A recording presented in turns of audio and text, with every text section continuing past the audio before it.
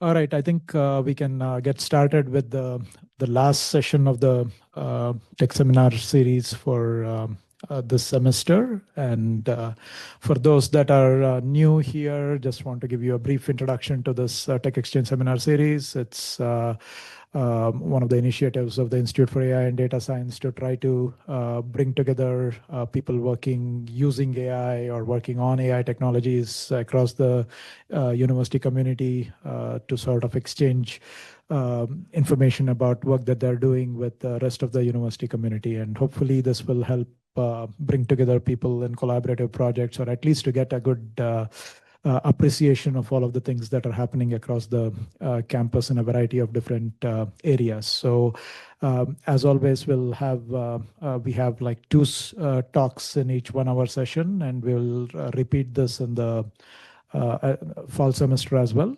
We plan to do this in the fall and the spring, and we are always looking for speakers that are willing to present. With that preamble, today we have two excellent speakers. We start with Presentacion Rivera Reyes, who's the Associate Professor of Teaching in the School of Engineering and Applied Sciences, and he'll be speaking about improving troubleshooting problem-solving skills assisted with AI. So, Presentacion.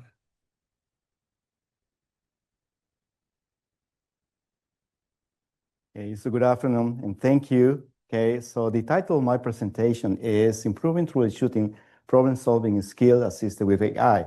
So that's my name, Presentacion. I am Associate Professor of Teaching. I work for the Department of Engineering Education, the School of Engineering and Applied Science. Okay, so this is the outline of my presentation. Okay, so describe a little bit, so what is troubleshooting? Okay, what about the skills needed to solve these kind of problems? And then strategies in solving this kind of problem. I'm gonna have one slide related to the DEXA method, and so how I can get involved AI in improving these kind of skills, the result design, and at the end, I have the discussion. Okay, so what is troubleshooting? Okay, there are so many definitions. I try to put a lot of them in just one phrase. It's a cognitive process involving problem identifications, symptom analysis, corrective actions, focus on the fault isolation, and the efficiency in solving this problem with moderately ill structure problems. So the key is identify what is the failing system component in the system, and how we can fix that problem. So what about the skills needed for troubleshoot? Effective troubleshooters integrate system and strategic knowledge. When I say system knowledge, I'm referring to the conceptual knowledge. Okay, so the components in all the whole system. Okay, what is the input and the output of this component? How this component is going to work? Okay, and so the strategic knowledge is the same when I'm referring to the procedural knowledge. Putting all these components together and see how the whole system is going to work based on the inputs and the outputs that I'm expecting from this system. Okay, demonstrating creativity, inventiveness, adaptive thinking, apply structural strategies. Those are key abilities, value in engineering and solving technological problems. Okay, so we need some kind of strategy, to identify, so what is the faulty element in the whole system. There are different methods to troubleshoot.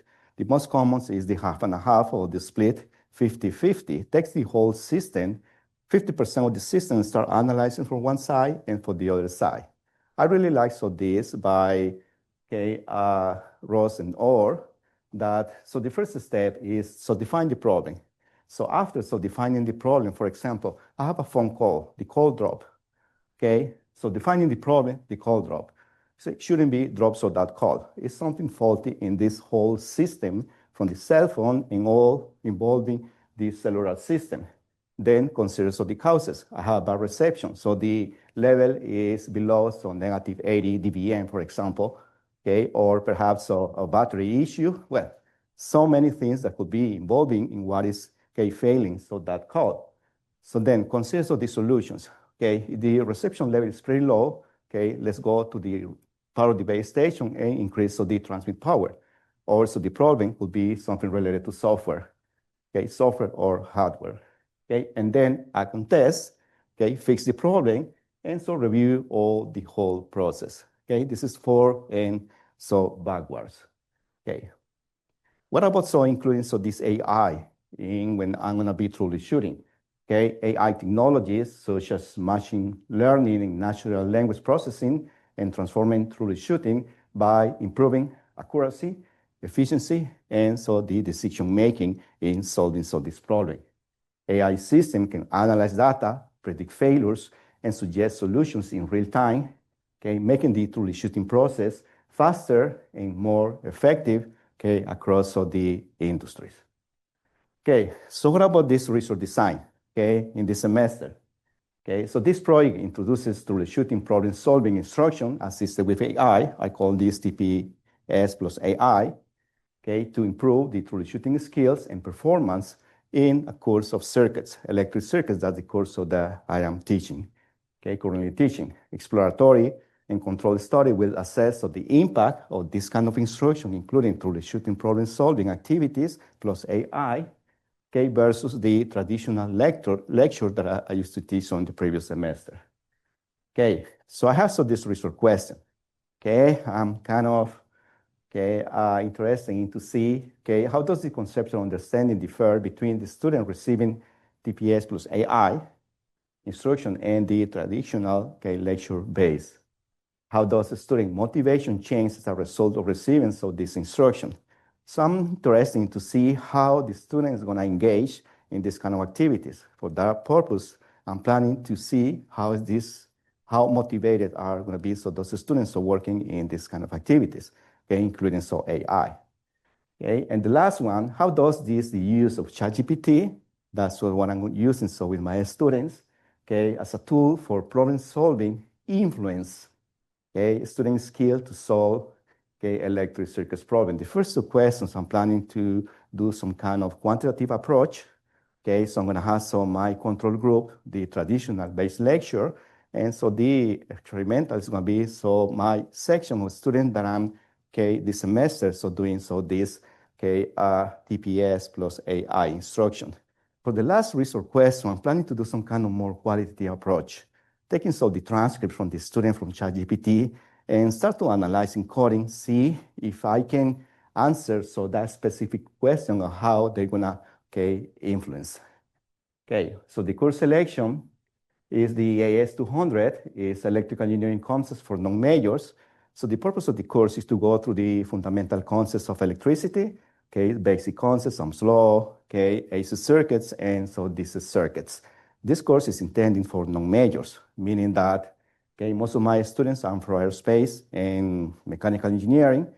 Okay, I have a student from civil, bio, industrial, engineering. For civil and industrial, this course is elective. Participant, so 310 students signed the consent form at the beginning of the semester. After cleaning the data, because this is pre and post assessment, I'm expecting at least to have around 250, in my sample. So how I'm going to answer those resource questions? I have a couple instruments, like this, some resource.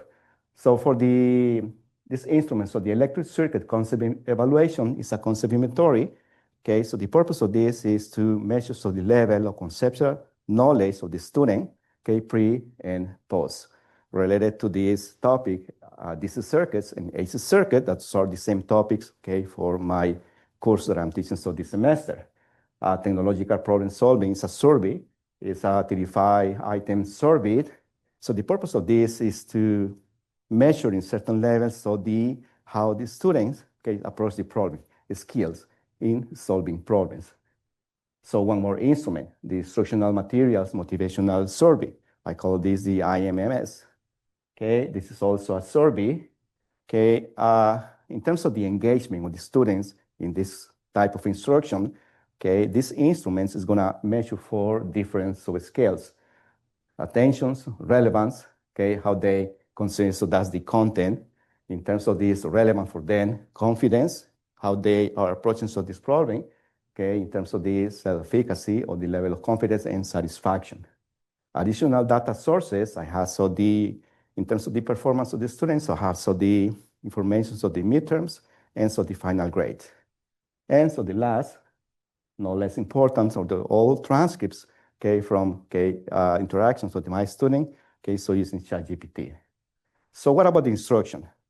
Okay, the TPS plus AI instructions, so there are two parts. First, hand-on concept reinforcement. So we're gonna have, so we had 7 activities, okay, and those activities in the classroom are based on that textbook, okay, and those were modified from this lab manual, because in this class I have only 1 hour and 20 minutes. Instead of the 3 hours, I just shorted, modify some kind of parts on this, so lab guides to fit in this, time class. For the troubleshooting problem sets, there were 3 sets, each one of these sets with 4 problems. Those are based on this textbook of Principles of Electric Circuits, and so they focus on diagnostic strategies. I can say that some of the problems were kind of modified. I didn't go for the content validity, but it's something that I'm planning to do. So in the future, let's see how this is gonna work. So all these sets. For the hand-on activities. So what I did, because I don't have lab experience, so I don't have lab room. Based on the technology that we have right now, so I create all these kits. For the students. Something like this. Bring it to the classroom with some kind of electric components that the student group of 3, so they can work, together. This is the box. What is inside of the box is the tester. I have power sources, AC and DC, as part of the content of the course. Also, I have this, portable oscilloscope and some kind of wirings to build, so the circuits. This is pretty much the student they were working so this semester, in group of 3. And for the troubleshooting problems. So I'm bringing just 2 examples. So this is one example of how to troubleshoot. That's the circuit. The question is, there is something that is not correct in that circuit, something that is missing, some faulty in that circuit. Some of the elements is not working properly. So the question is, identify, so what is the problem, and then try to come up with some recommendations. So when you look at this problem, typically in those courses, we provide the students the problem, find responses, find this voltage, find this current, and then design the value of the resistance. That's when we are designing the circuit. And this is also very important. But in this case, everything is given. And the solution could be just 1 or 2 or 3 different things. The starting point is, look at this reading. The students are gonna get familiar with the readings of this device, and that's gonna be their starting point. Then working backward. Applying the Dexter method, they have to follow these steps. Define the problem, consider the causes, consider the solution, I can test and review. I'm gonna go on ChatGPT, that's what we are using this semester, and define the problem. I have this circuit, in this circuit, I have those 2 devices measuring those value of the voltages, etc., etc., etc. Enter. Then, they're gonna move to the following step based on the responses that they have from ChatGPT. Consider the causes. I think in this circuit, so I had this and this issue. So what do you think? Enter. When I have quite a lot of stuff. At this point, they should be able to discriminate the information that they need to move to the following steps. And this is something, for example, that I don't need it. I can test and then review. This is another example. In the following sets that I provide the student. That's the circuit, and both capacitors need to be charged in 10 seconds, but it's something that is not working in that way. If determines if the circuit will work for that purpose, if no, troubleshoot the problem. Come with a possible solution. There is no just one solution for this problem, and so make the necessary changes in the circuit to accomplish this, and verify that it is operated as intended. So we have the Dexter method. What you see in red color is something that after working in the first activity, so I noticed that there were so many issues with the students in the prompting. So when you are working in the prompting in ChatGPT, so you have to specify, so what is the context or assign so the role, okay?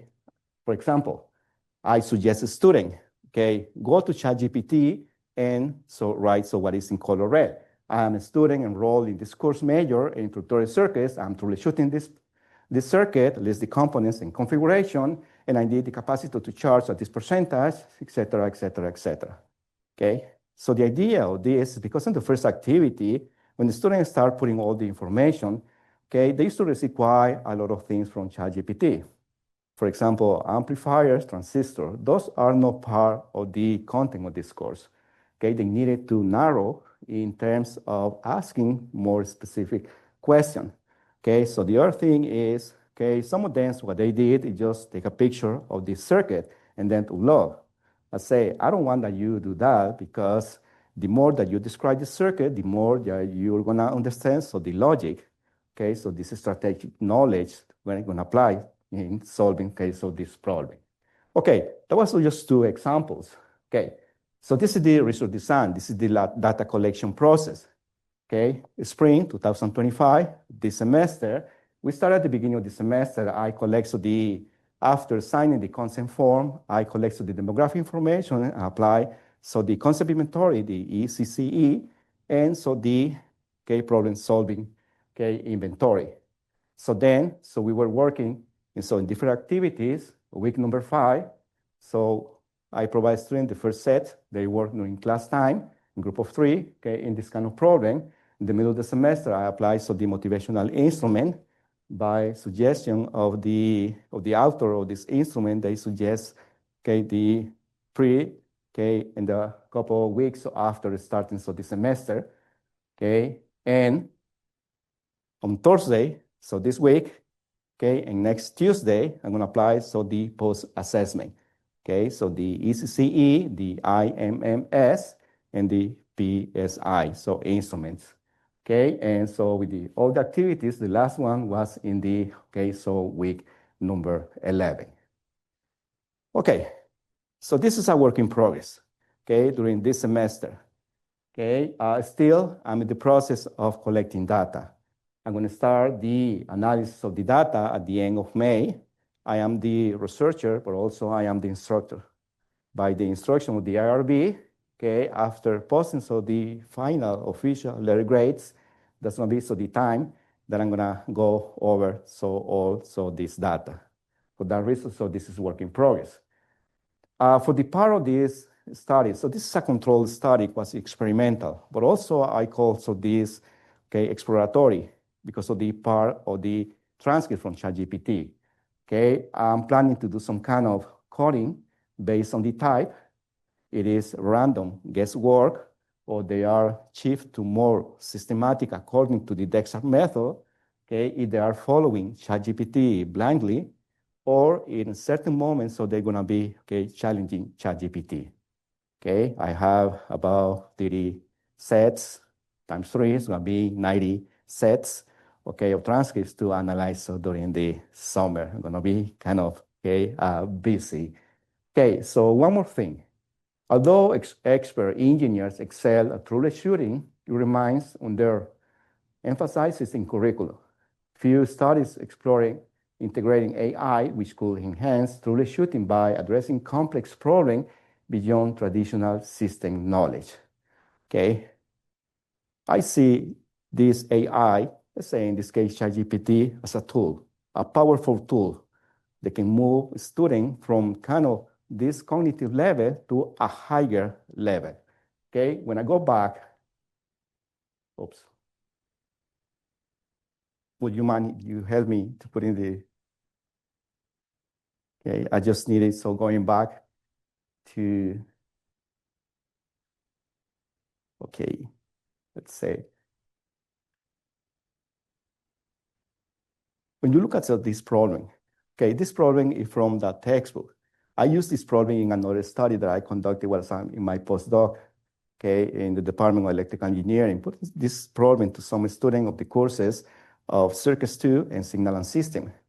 I have a sample of 65 students. All of them fail in solving this problem. So the thing is, so we are used to in the way that design circuits, find responses, but working backward is kind of challenging. Okay, our expectation is that now with this ChatGPT as a tool, move a student to this higher level of cognitive approach, okay, in order to solve, okay, be able to solve these kind of problems. That's in terms of the, oops, okay, if I, okay, when I say that could enhance troubleshooting by addressing complex problems beyond traditional system knowledge. Okay, so one more thing, AI has the potential to make our classes more inclusive by supporting student growth from poor work to high quality outcomes, fostering self-regular learning. Okay, so the first day of my class, some semester, I used to provide some kind of test. Okay, thinking about, so what about the prior knowledge? I have a student that they have experience of working with circuits, electricity, okay, from high school. And then the first year, okay, in engineering. I have a student that they had never had some kind of experience, okay, at the beginning of the semester. So what is going to be some of my technical language with these students? Okay, some of them are going to understand pretty fast so the concepts. Okay, they're going to do a high quality work from the very beginning, but some students are going to start working with basic work or perhaps poor quality work. Okay, so having this tool and having this feedback, the student that can self-regulate, especially the student that they are in the first stage of understanding this topic of circuits. Perhaps for some student could be some kind of abstract, because electricity is something that we don't see, but we know that it's there because we have here, so the lighting system, for example. Okay, in that way, so it's going to be more inclusive, so no left behind. So this student that they have poor performance. Part of our new role as teaching faculty is to guide how students learn to use AI feedback to improve their work. AI is here.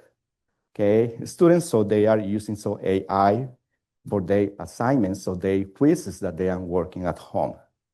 Okay, so in certain ways, so we need to improve our curriculum, include these kind of tools, okay, and help the student to manage better, okay, so this, okay, wonderful, okay, AI, okay, that I see as a powerful tool in this context, okay, in engineering. Okay, and so that was my presentation, and thank you.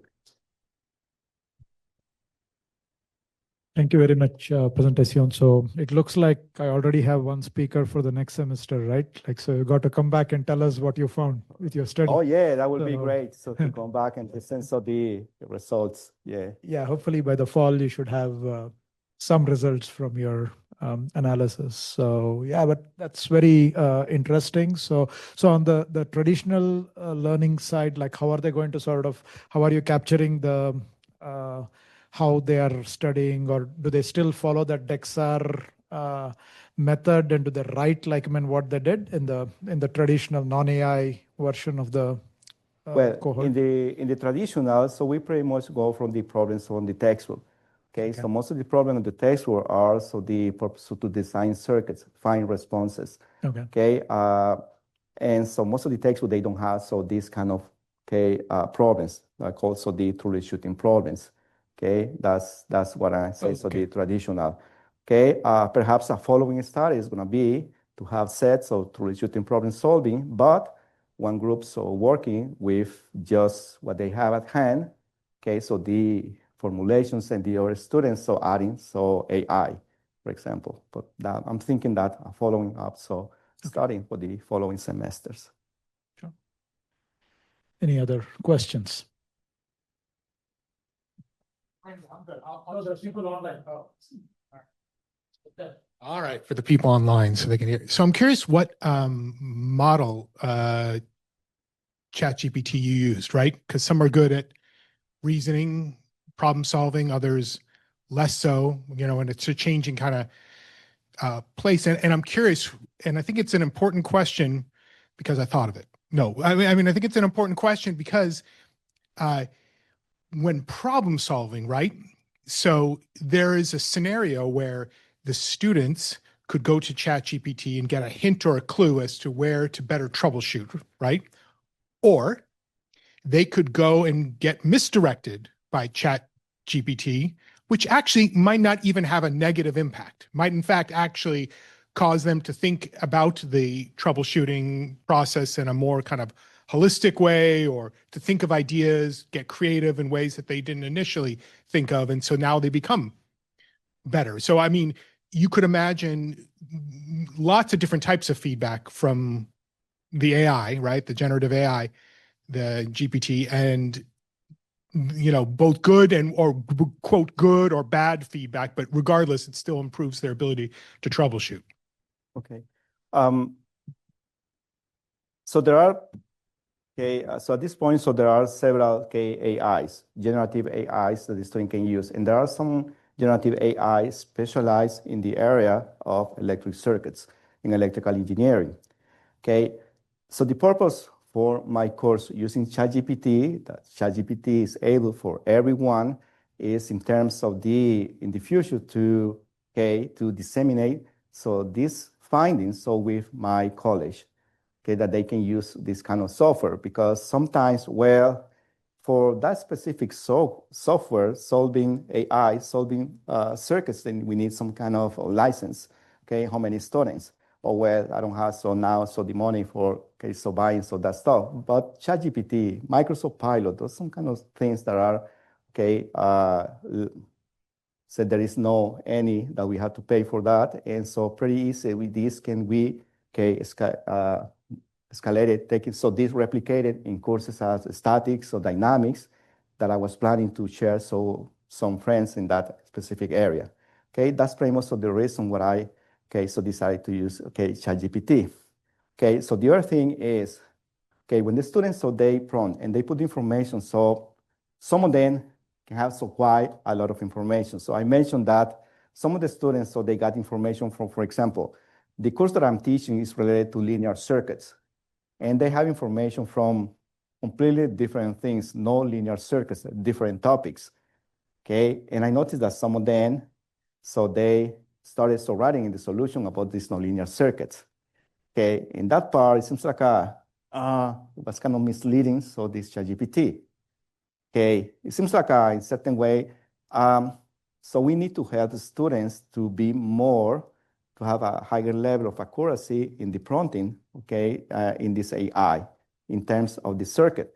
And also, I have noticed that when the student in the first stage, so they try to understand the logic of the circuit, and that's the reason why I asked them, do not take the picture, describe the circuit in your own words, because in that way, they're going to have a more clear idea, so what is the problem? So, and also, so the type of questions in the prompts is going to be, much better, and they don't need to, for example, to start discriminating quite a lot, of information.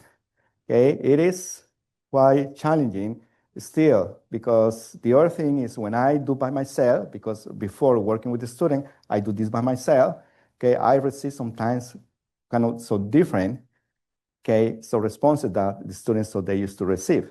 Perhaps because the level of my question is quite different in a certain way, but it's some kind of in process, so that I need to let the student know how to use this kind of tool.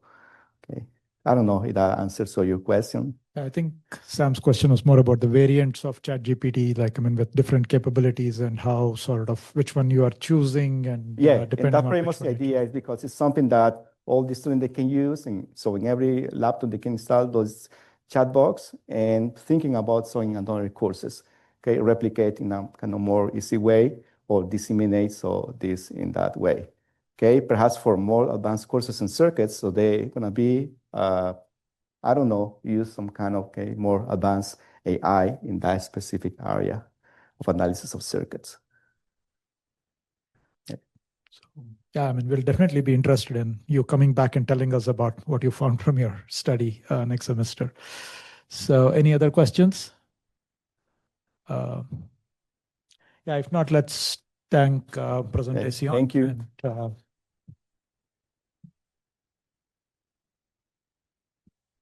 here's a small token of our appreciation. All right. So yeah, I forgot to introduce myself earlier. So I'm Ranga Setlur. I'm the Associate Director of Community Engagement for IID. And again, another plug for this Tech Exchange seminar series. It's please reach out to your colleagues and or if you are interested in coming and talking to the university community, please let us know. So we are having this series every semester. Our next talk today is very intriguing, has a very intriguing title. It's AI as a romance ally, and we have Professor Bárbara ÁVILA-SHAH who's going to talk about AI as a romance ally. Thank you. Thank you for having me. I will be talking about a 2-year project that we've been doing in Romance languages and literatures, hence our topic of romance ally. It catches the attention. And oops, here we go. When ChatGPT came out, was released in 2022, our language profession was a little bit on the negative side of, AI is going to substitute, it's going to take away all the language instructors, and there's going to be rampant cheating. Rather than going down that rabbit hole, I decided, let's look at it from a positive side and what we can make it as an ally for us in the Romance languages, right? So with that, I started looking at, for example, one of my jobs, my many duties, is the privilege of training TAs in our program. Our TAs are PhD students in French and Spanish mostly, and they are actually teachers of record. So they don't correct, they actually are the ones who are day-to-day preparing lesson plans, etc. So how can I better use AI to help them prepare, to learn, so that when they go to the job market, they can use those skills actually to gain employment and not be substituted by somebody else that knows a little bit more about generative AI. And then with the second quote here from Sebastian Thrun, we are humanists. And as humanists, I guess we're very well positioned to actually explore how well AI represents human cognition intelligence, and in that realm, languages, right? So the first step was to look at all of the challenges and concerns we had about AI and in our teaching professions. So these are not concerns only of us. Anybody who works with AI, I believe, has these concerns. There are many, but ethics, the environment, what is bias in learning and fairness in the use of AI and in the representations that AI gives us on the outputs, accessibility and equity, how training structures. So I won't go through all of them, but these were all of our concerns. And then how am I going to do this to train instructors and also use it in our classrooms? And this is where UBCAT's AI seed grants were heaven sent, because with these grants, we were able to work together as teams with TAs in actually exploring AI for language use, but also creating materials that are becoming part of our department as a repository so that new instructors can continue using them and improving upon them. So the first grant was in the academic year 23-24, and we were focusing on AI literacy, both for the instructors and for the students. So for the instructors, one of the key elements that we wanted to analyze was the AI-generated outputs. How well do they match our proficiency levels and what we are doing in our classes? I have to add here, and I will repeat it again a little bit later, we are governed by a national organization, ACFL, the American Council of Teaching Foreign Languages. And as such, there are specific proficiency levels that are based on research that the students start mastering bit by bit to get to the highest levels of proficiency. It's a choice. Not everybody has to get to the highest levels, but the way we teach is using those proficiency levels as benchmarks. So we wanted to see how those outputs match those proficiency levels for using in the classroom, but also to know what could AI do and the students could do with AI too. And then the second one was developing AI literacy lessons to use in the classroom to teach our students what is AI, how it can be used ethically in the classroom, and how it cannot be used. And then the other research goal we had was to design AI-supported learning materials. As instructors, I'm not available to them 24 hours, and I cannot be creating materials, So sometimes they have to create a material because we use differentiated learning. So we have some students that are struggling in certain areas. So how can we reach those students? By deploying some of the work from AI. So we were examining how it could be used. For the 2025 this year grant, what we shifted a little bit, and we were looking at creating AI-generated visual aids for cultural diversity, how well it represents the cultural diversity that is among the speakers of the languages that we teach. So we are not a monolithic group. There's many of us, and how well it represents us. How well those visual aids help us to get real world linguistic practice for our students and engage them in that. And also how it can help us in the zero textbook cost initiative that we are doing to make our courses more accessible to students by removing the cost of textbooks in our classes. By doing so, we lose a couple of things that textbooks and the industry has, which are cultural visual aids and also culturally rich texts. So the second point was, how can we leverage AI to create those culturally rich texts that can be used for the students to practice reading, interpretive, but also can talk about them, and how we could use those texts to model for the students how to use certain forms, whether it's grammar or connectors, and how to better write. Those are time-consuming efforts. So how can we leverage AI to help us in that endeavor among our instructors? We also are establishing a prompt repository. So all the instructors that are participating in this project, we're putting them out there for our own instructors, the ones who are not participating or are coming afterwards. They can use it and see where they can go with that or even add to it. And lastly, and this was the last part that we added, was analyzing AI for accessibility, how some of those materials can be created and we can use AI to create texts that are accessible for our students. So these are the cohorts of participants in 2024 and 2025. Some of them are here, so feel free to talk to them afterwards. And it's been an honor and a pleasure to work with these instructors in this project. We've gone farther than I even thought. These are some of the AI tools we employed. We started the project in 23-24 with free apps. And then we moved to buy some of the apps, some of the licenses, Midjourney, Boodlebox, ChatGPT 4.0, Gemini. So we have a bit of a mixed bag here.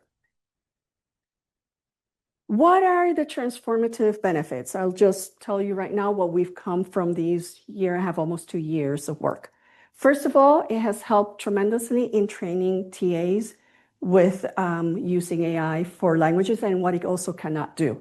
We have some of the previous participants have obtained already their PhD. Some of them have gone to work.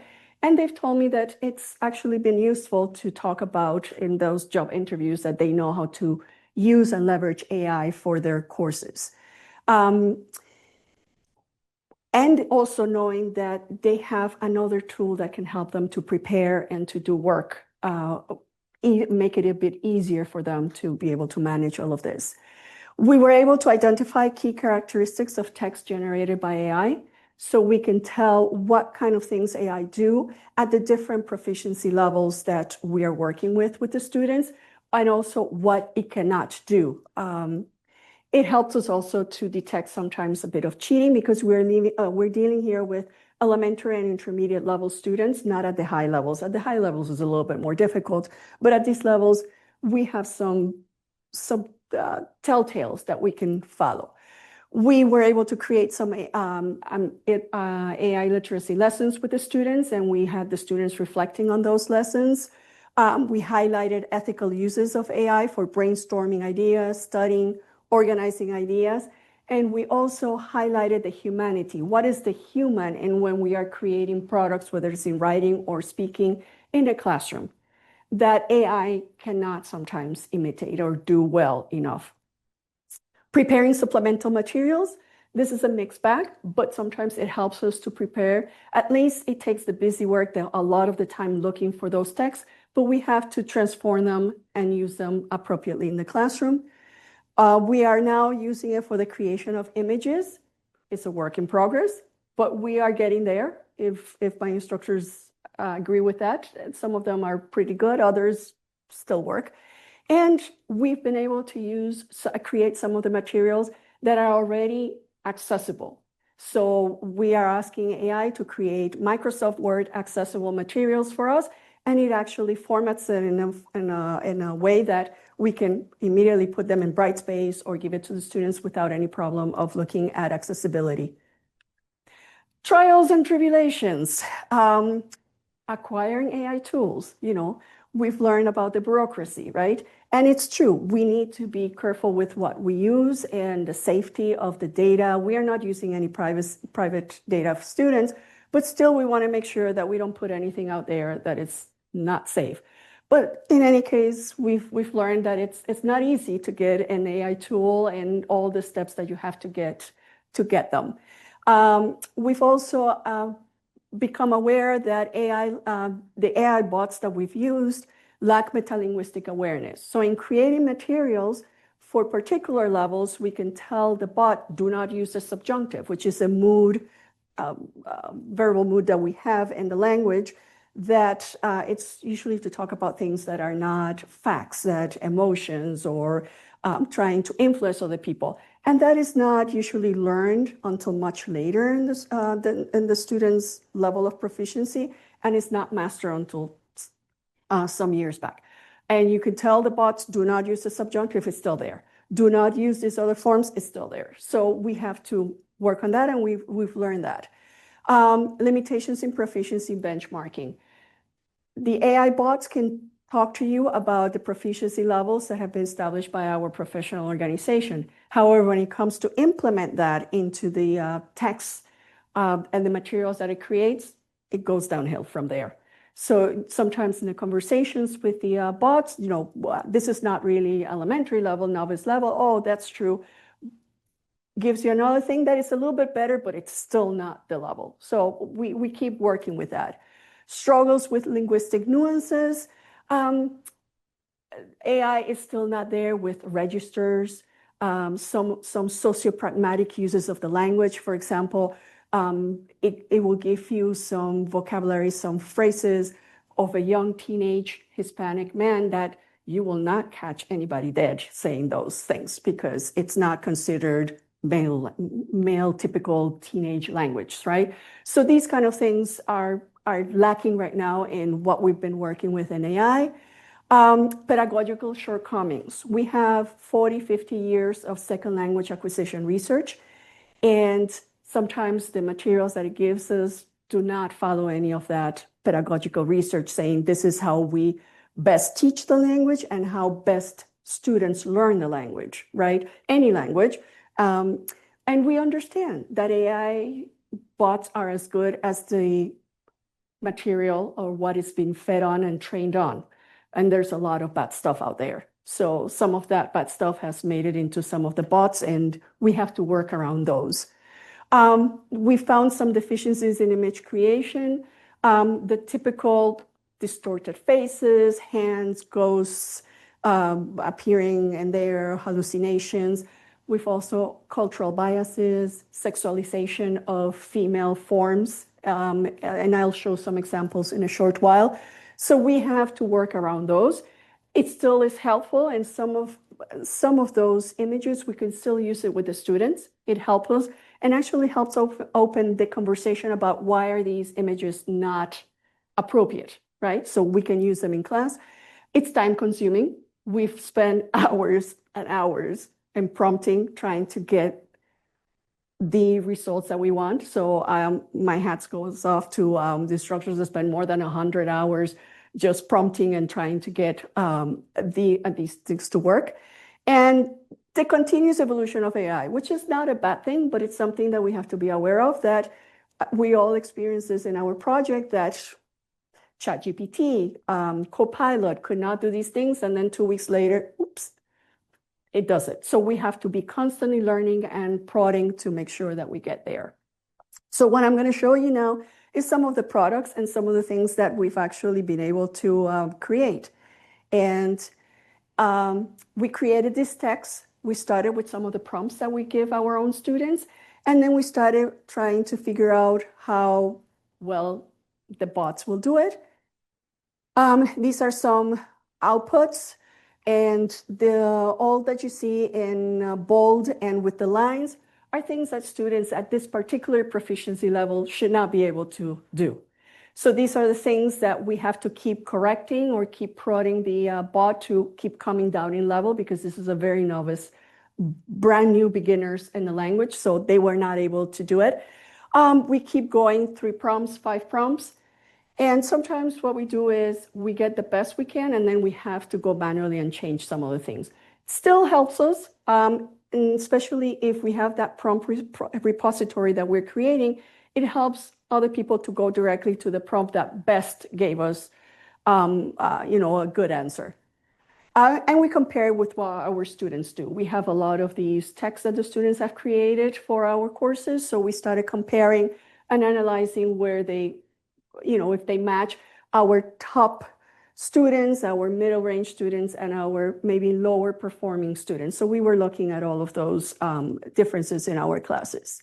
We created models with, for example, ChatGPT for intermediate Spanish. All those in bold are still things that they should not be able to use, but they will be able to, that helps us to level up, to see this is how you will aspire to be writing, and maybe using some of the connectors to make the paragraphs look a little bit more adult-like I like to tell the students that it's a little bit more formal. Comparison with students, and these are some of the characteristics that we identified of the generated text. It has advanced level, grammar. Sometimes AI will change the gender halfway through the paragraph. So it starts with, this is a male writing, and then halfway through it, it starts going female. No, let's go back there. Advanced vocabulary.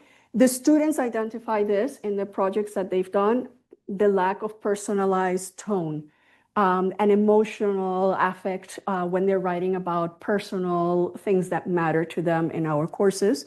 Predictable order of paragraphs that are, that's summarizing sentence or two that always come out at the end of generated text, which our students do not do. And absence of common developmental mistakes. For example, in Spanish, we do not use the pronouns all the time, but there are times because of socio-pragmatic reasons, discourse pragmatic reasons, they have to occur. So in some of the paragraphs, you will see no pronoun, which is not typical of students at this level.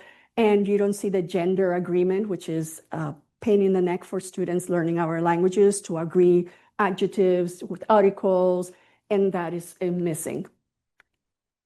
I'm going to pass on this. It's where students did some responses on what they learned. We created AI literacy lessons. This is a lesson plan I created and was actually deployed in one of the classes with the help of AI. So we discussed what is AI. We discussed, what is a content original. We started talking about plagiarism.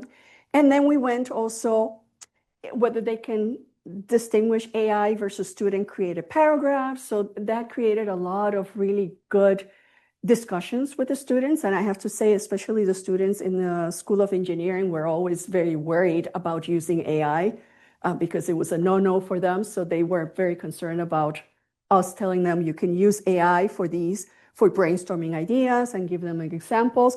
But again, telling them that they have to be careful because number 5, for example, is not something that a student at this level will be able to use or do. And then that may get them into trouble in a class. And studying for, vocabulary that they need for studying. This is for this year, one of our instructors from the previous year's cohort. She tailored the AI literacy lesson to do a class competition to see which team could come with a paragraph that was closest to what they could do at this time. And she gave them a model. So the students started creating this, and she sent it to me because this is the one that she was blown away. The students put in the prompt that the response would get them a failing grade in the class for this project. And that's the closest that got to what they can do at this particular level. What they were concerned and kind of very surprised is what at this point, this was using Copilot just a month or two ago, is look at the use of the hesitations too in the paragraph that it wrote. So again, it keeps us on our toes. We have to check what AI can do and how it continues to develop. We use it for organizing, for creating pictures for their projects. And these pictures were not always culturally appropriate, but the students discussed that. They had a good laugh at some of them. And then they discussed why they were not culturally appropriate, which is for us, it's a boon, because that's what we want them to learn, not only language, but also the culture that comes with those languages. These were reflections. I'll pass on this. We created supplemental materials. And as I said, this one is a little bit of a mixed bag. Sometimes it helps us. It helps us to obtain some of the text from literature and mark where they can use it. But we need to play with it a little bit. And the explanations of how to use, for example, a certain grammar point. This is something that we still are working with the AI to give us some more of the nuances of how these are used. I'm going to go quickly now to what we're doing now with the visual aids. Our students are presenting this Friday at 2 p.m. in our department, Clemens 904, so you're more than welcome to come and see all the projects. But I'm going to just show you a few of the things that we've encountered. Cultural bias. Kellen here, one of the participants, was trying to create a picture depicting a traditional breakfast from Haiti. You're here. And it didn't get it very right. This is some of the closest, a kind of porridge and the cassava bread. It was not really right. But look at where the walls, the pictures had peeling paint. So Haiti associating peeling paint. I tried it too with DALL-E. It gave me the same thing. So that's cultural bias. And then the composable diffusion, it inserts a fully grown banana plant in there. I assume that what is telling me is that the room does not have actually flooring, that it's on dirt, which is kind of also cultural bias in here, okay? We use images and series of images for the students to talk and to write, and also to practice a particular kind of verbs. Here is reflexive verbs, verbs that describe daily activities usually, and things that reflect on yourself, and they have a particular pronoun that the students need to learn how to agree with the person who's doing the activities. And we could not get, and Diego did this one, and it's wrong, it was with DALL-E. I put ChatGPT and I apologize. So he got the closest here because he asked the bot to imitate a particular artist, which then creates the issue of, are we appropriating somebody's work? Are we stealing from them? Are we using some of this creative work? Then at the end of March, we had ChatGPT 4.0 that actually now can do it a little bit better. Only a maximum of 9 pictures, but it's better. And the text is closer to what we do. Sexualization. Here we ask an image side by side of a young Cuban female in the supermarket talking to her grandfather. And I was in a fight with Midjourney. It's like, that's not what a traditional Cuban young woman will be looking in the supermarket. So kind of tone it down a little bit. The grandfather was okay. It tried to use a guayabera, the typical shirt, except that it doesn't have usually that side. This was a young Puerto Rican male greeting a young Puerto Rican woman in an old San Juan, Puerto Rico street. The architecture and the cobblestone streets, perfect.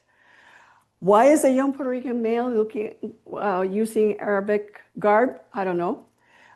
It's a bit creepy, the social norm of saying hi, that some people are telling me if somebody does that, I'm going to run away. Again, the sexualization of the Caribbean woman in the way that she's portrayed. And then we have the hallucination in the background of a colonial figure just coming up. So we could still use in class, and we could have the students have a go at it and try to create a story where this will make sense, right, using the language. But these are kind of the things that we've been encountering with using these AI for image creation.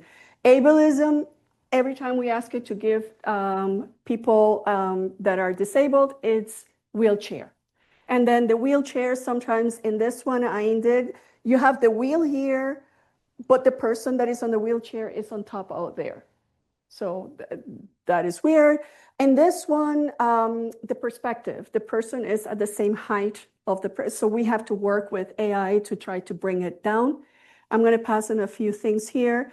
Cultural text, it's using it, but it gives us usually cultural text of stereotypical activities. Quinceañera, which is equivalent of the Sweet 16, Dia de los Muertos, the Day of the Dead. So we have to prod it to get out of some of the stereotypical activities that are associated with, in this case, Hispanic or French cultures. And there's a lot of other visuals that we're working. So it is useful. We still need to do a lot of work. We need to still tweak with it. And what is next for us? We would like to continue working on this. And now what we like to do is an AI tutor, but not a tutor that will spit out answers, but a tutor that will help, like what Presentacion was talking about, maybe problem solving, how to use, for example, the students are usually concerned about the grammar. So how to use these forms rather than telling the student, this is what you use, what steps to look at the concept so that they can get to the answer. We don't have that ability to do it, so we are looking for partnerships and continuing these interdisciplinary synergies where we can work with people that will help us to get to that point. And maybe how can we, if through prompt engineering, we can improve on the pictures, etc. So this is where we are right now. Thank you very much.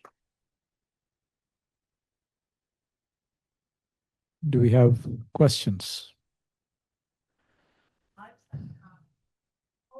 With the AI-generated photos, it's just like I was thinking there and grandchildren. That's the way the toddler sees the world.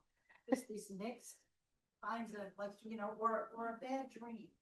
No, the guy was there, but he was wearing clothes that he shouldn't have on. Yeah, that's why we could use it for creativity, and we entice our students to write or to create stories where they can use the language. So in that sense, it serves a purpose, but sometimes we have to work to get it to where we would like the image to be. So I think, like, I mean, from a more, in terms of like collaborations and whatnot, right? There are a lot of opportunities here that I can see. So the thing is, currently it seems like it's, so there's no structured attempt to sort of evaluate things in some systematic way, like, or is that, am I missing something here? So is it just sort of anecdotally trying different things and seeing what works?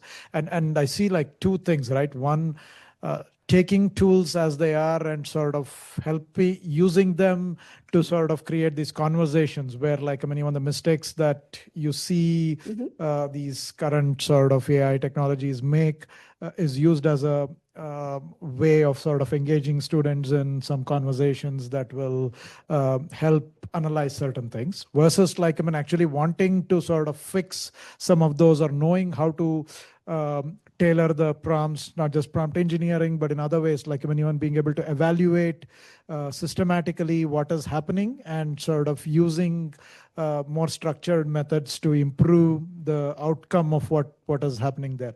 So is there interest in all of that? Because even within our AI Institute, we are looking at speech and language, and we are using generative AI technologies, and we are looking at ways in which you can control the output so that you can use it for specific purposes reliably, right?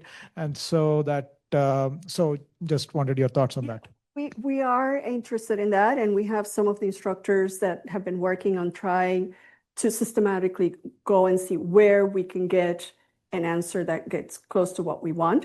But we are not engineers, so we don't know sometimes exactly how far to go. So I have some people that have been working a little bit more on that. But we've been looking, and we actually have been assessing how well will these work for our classrooms, for our purposes. We want to know from the instructors, but yes, we are trying to see where we can go Yeah, and I think like even specific example, I mean, you showed some things about even the written material that like you have your current students do it. I saw the handwriting, and so we have our students and postdoc here that are working on looking at like recognizing handwriting, seeing like I mean if there are indicators of dyslexia, dysgraphia in the thing. But the technologies that they have, the OCR, like I mean to sort of recognize things, we can build evaluation tools that can compare that and like sort of produce something that is more systematic analysis of to what extent is a particular piece of text meeting certain criteria that you're looking for in terms of the language level or whatever, right? Yeah. So there are things that obviously suggest itself where you have some goals and there are people on campus, lots of students on campus that are on the technical side of things that can help maybe frame the things that you're doing in a way where they can be evaluated and We would improve. love that. Because also we have some of linguists in our program and for example, looking at what the products of the students and using AI to identify what are some of the characteristics of some of the issues that students at a certain level have. So that would also inform our pedagogical approaches. That would be amazing. And then systematically look at, we have collections of these writings, right? And how can we use that to say, okay, we don't want to do necessarily, and that's something that was done in the 50s, contrastive analysis or error analysis, but it will inform what we can actually do in the classroom and how to tailor also training for the instructors. Sure. Where do we put our emphases to say, okay, these are the things that you have to be aware and know how to do it. So yes, there's ways in which we can actually work with that, and that would be ideal. Yep, yeah, we should talk further, I guess. Any other questions? And any of you want to add something from the, we have here Eden has worked in French and Haitian Creole, Diego in Spanish, Donna in the back in French, and Marisela in front of her in Spanish. Oh, nice. Yeah, any? I just have a question, but not for Dr. ÁVILA-SHAH. My question is going to be actually for you. I'm sorry, you weren't presenting, but your comments kind of, it was intriguing. So you proposed some technical thing that we can actually add in our program to help us kind of understand handwriting and other things. So I was thinking, are those technical things that you propose, are they like related to prompting engineering, or are they just like, let me take an example, LM Studio or Vertex AI? Are you actually creating that? I mean, in the particular reference that I made to handwriting, so there is ways in which like, so in all of the things that Professor Shah talked about, right? Like, I mean, so you have various things that you are trying, but there are like systematic sort of metrics that you could, I mean, this is again an open problem. Especially with image generation, how do you sort of evaluate how close to what you want from your prompt is the image actually representing? So, and that's something that's an open area of research. There are various metrics there, and those may not be necessarily appropriate for certain of these contexts, educational contexts that we are talking about. And we are actually working, one of our students is working on coming up with a way to measure whether like, I mean, the image that is generated captures the intent of what you expect it to be in that, the content of that image, right? Like cultural biases or like sort of things like that, where something is not necessarily what was intended, but the image. So this is systematically doing that. There are metrics that are being generated, and we are coming up with new metrics for certain things, where supposing you had a sequence of images like you had for storytelling. And so if the storytelling goal is something, so you can see like, I mean, there are sometimes if you generate a set of individual images like that. You can see your prompt was to have two kids doing something, and you see that there is no consistency between frames, where in one, like, I mean, the child has black hair and the next one has sort of blonde hair. Yes. And so it's obviously not the same cognitively. Like, I mean, you see the dissonance where, so we're working on ways in which, like, I mean, you can control that, and you can control the technology to generate consistency and measure, like, I mean, we can have metrics to measure consistency. Similarly with handwriting, I mean, recognizing written text is possible. I mean, that's something that we worked on for the US Postal Service 3 decades ago to recognize handwriting, and that technology has improved. So now if you can recognize handwriting, what can you do with it, right? Like, I mean, if you can recognize what's already written there. And so doing linguistic analysis on that and seeing if what level of proficiency of the language there is in that passage of text, we could do that. In our context, like, I mean, what we are doing is taking essays from children, looking at it to see if there are signs of dyslexia, dysgraphia that you can extract from that written sample. Technically, you're saying it's going to be on chain prompting. So we're not, so with handwriting, I wasn't sure whether you were trying to generate it, or in our case, analyze human written handwriting. So the handwriting reference that I made was to take something that a human has written, recognize what they've written, and be able to automatically analyze the structure of that writing from various perspectives, whether the writing is at a whatever proficiency level or not, or things like that, or are there grammatical mistakes, those sort of analysis that you can do. So that's what I was talking about. So it's not, so the prompting is for generation, right? Like, so prompting, you prompt something for generating images. And in that case, yes, like, I mean, there are ways of systematically prompting. There's a lot of, so prompt engineering is sort of, as people have been obviously working on it to see how to get more consistent outcome out of, like, your prompts from generative AI technologies.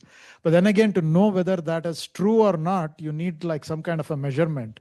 And so you need metrics to do that. And people are working on that as well. So there's a lot of technology work that's going on beyond just sort of developing or improving those models to generate text, generate images, generate videos, etc.